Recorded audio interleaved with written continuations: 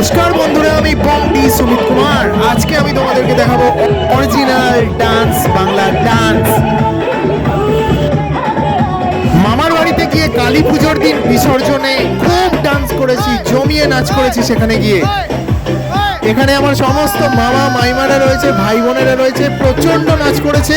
তোমরা দেখো, এটাকেই বলে আসল ডান্স, বাংলা ডান্স।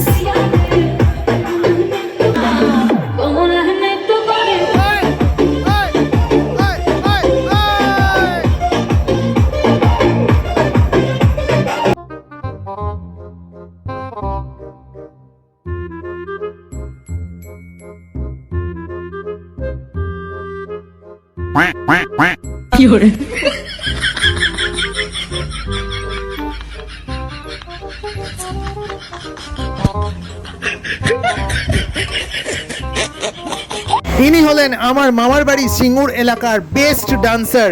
ইনি হলেন আমার গুরু। এনার থেকে আমি অনেক কিছু ডান্স শিখেছি, তবে ভালো করে করতে পারি না এখনো পর্যন্ত।